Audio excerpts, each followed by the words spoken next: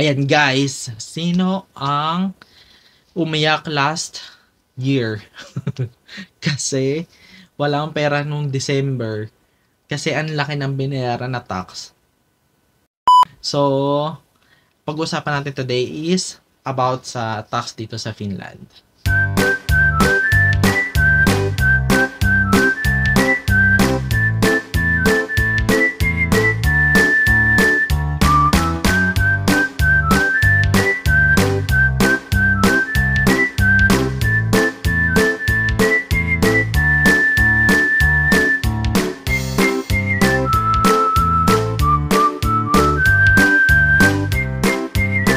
Hello guys! Welcome to my YouTube channel and Happy New Year guys! So long time no see and long time walang vlog. Puro ano lang, yung pasyal-pasyal lang. So New Year. So ang naisip ko lang na i-vlog today is nung tax. Kasi nag-aayos ako lately ng tax card ko. So ayun, naisip ko lang na nung nagsisimula ako, wala akong alam sa tax. So, naisip ko lang i-share kung paano mag-ayos ng tax card. So, January na naman. Ayan, sino sa atin ang nagbayad na naman ng utang sa tax office kasi kulang ang dineclare na tax percent nung nakaraang taon. So, isa ako doon. So, January, tsaka last December, nagbayad ako ng around 300 euros. Pero hinati naman siya sa dalawa. Pero, ayun, nakakahinayang lang kasi hindi enough yung dineclare na, yung dineclare ko na tax percentage last year. So, ayun, ganun kahigpit dito sa Finland na kapag hindi enough yung dineclare mo na tax percentage, is magbabayad ka. So, sisingilin ka nila.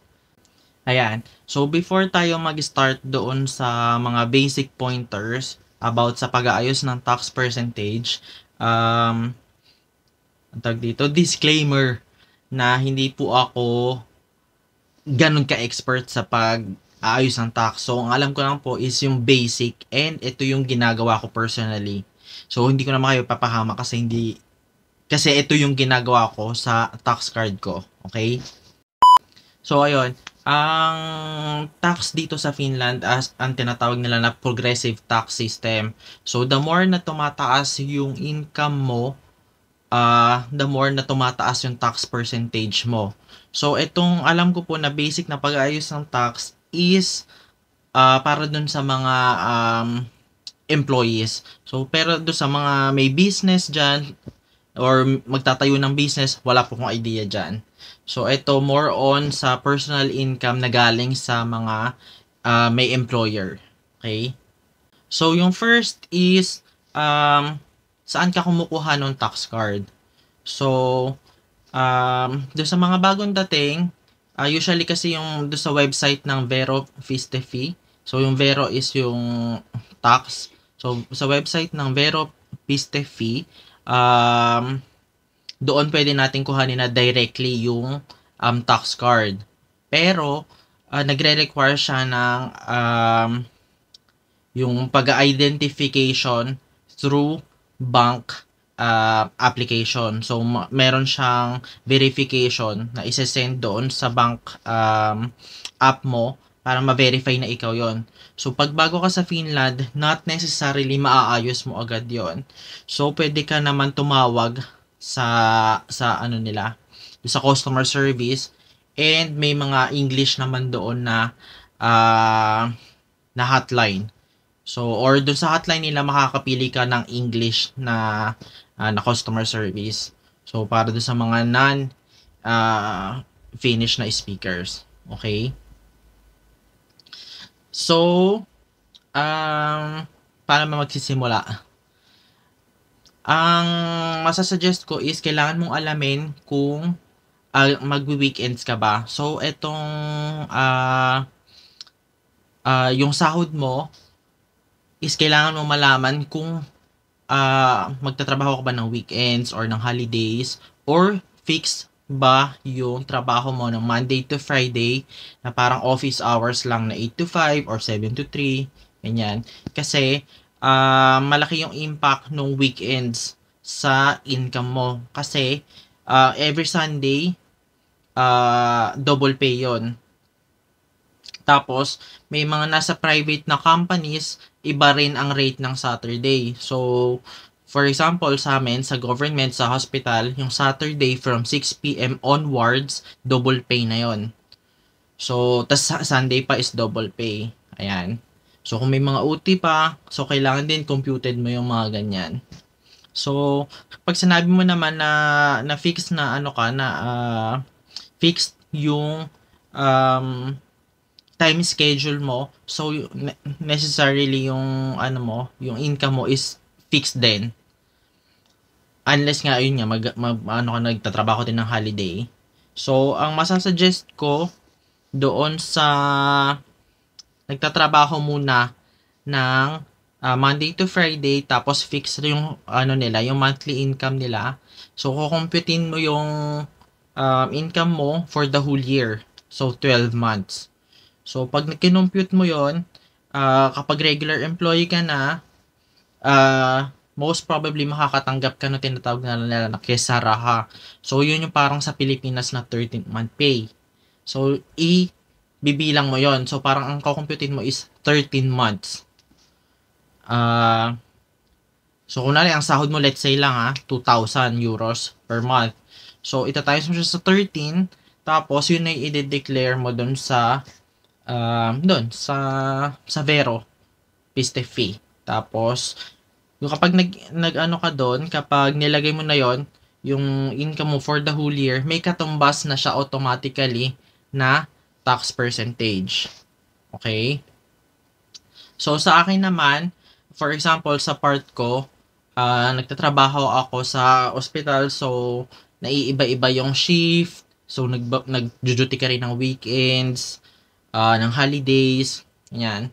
So, ang masasuggest ko is, kung nakapagtrabaho ka naman na last year, so makikita mo na yung sinasahod mo approximately,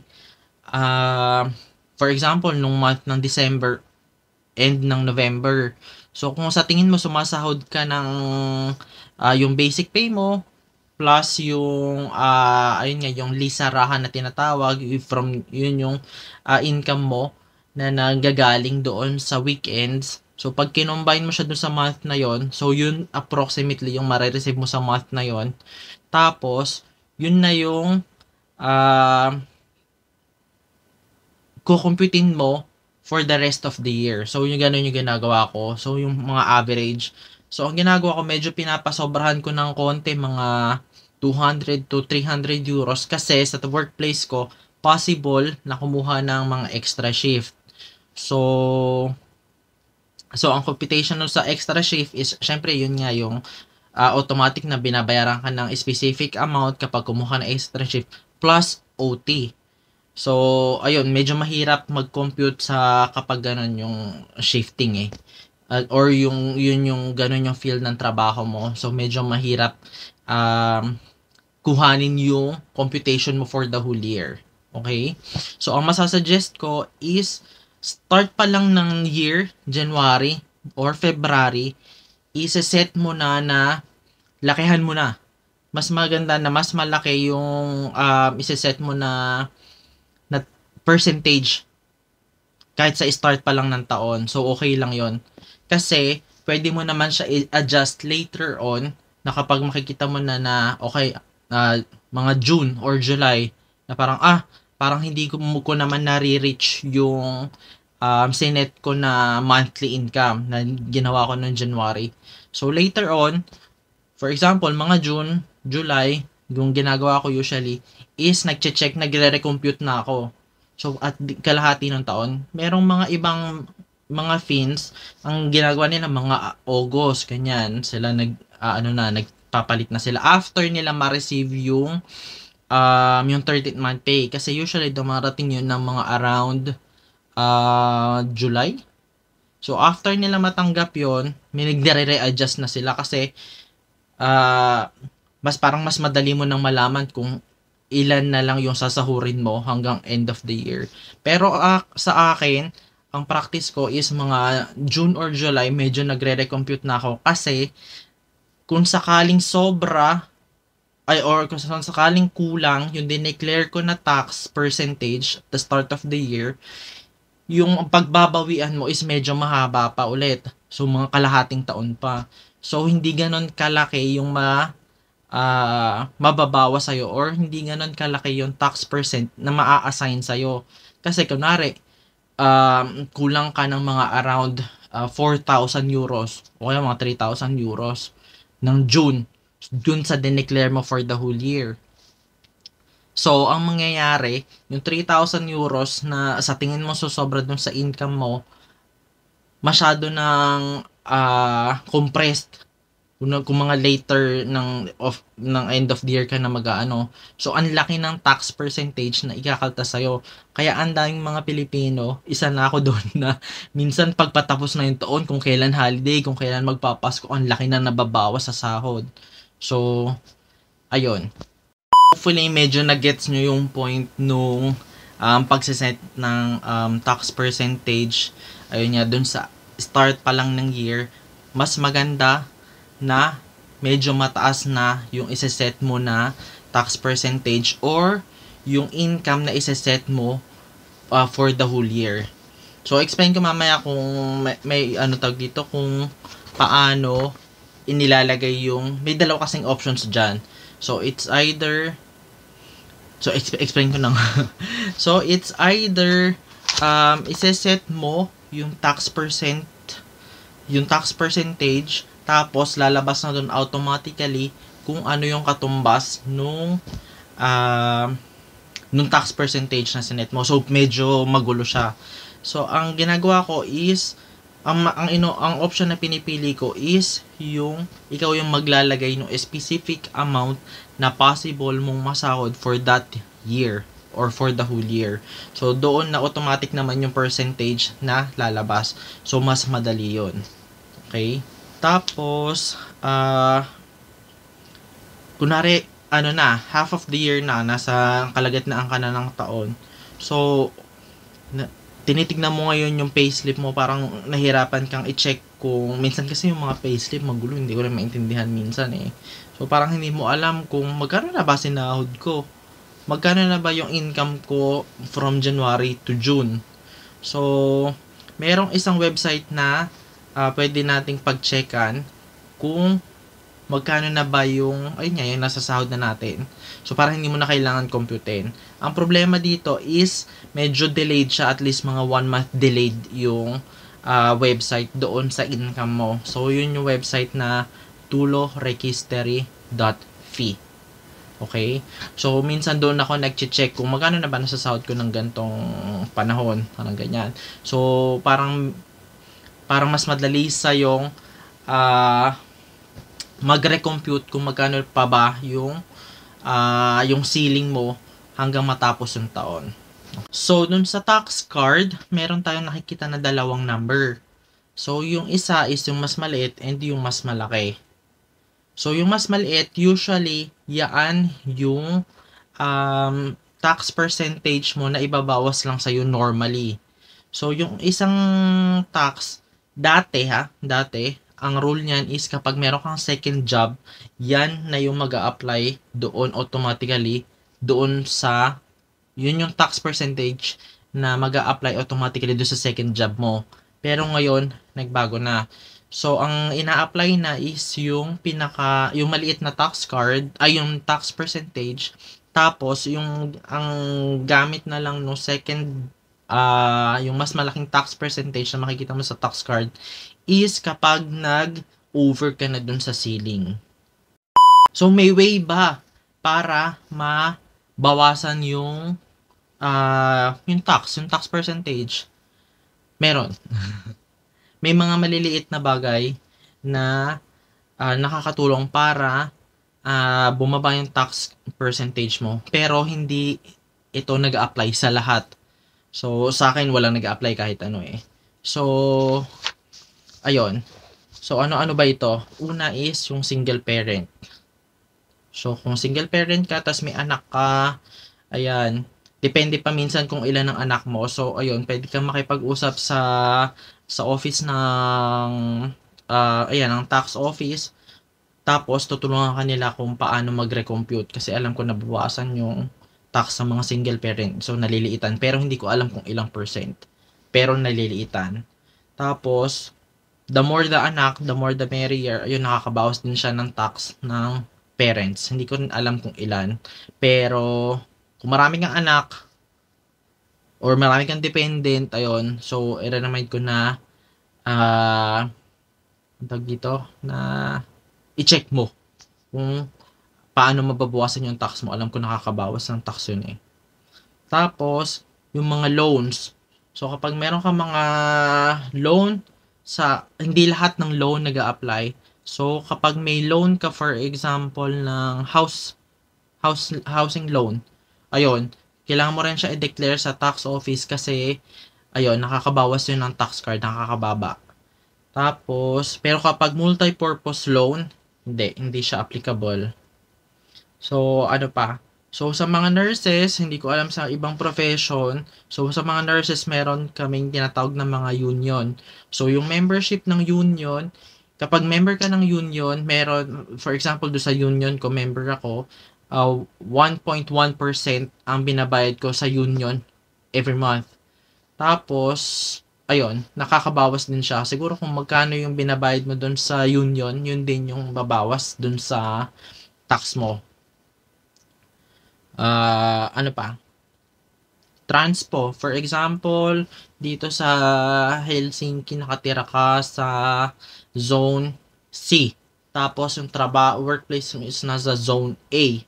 So, yung bus ticket mo dito is yung bus ticket, ano ba? Yung transpo, I'm sorry, yung transpo ticket mo is mahal.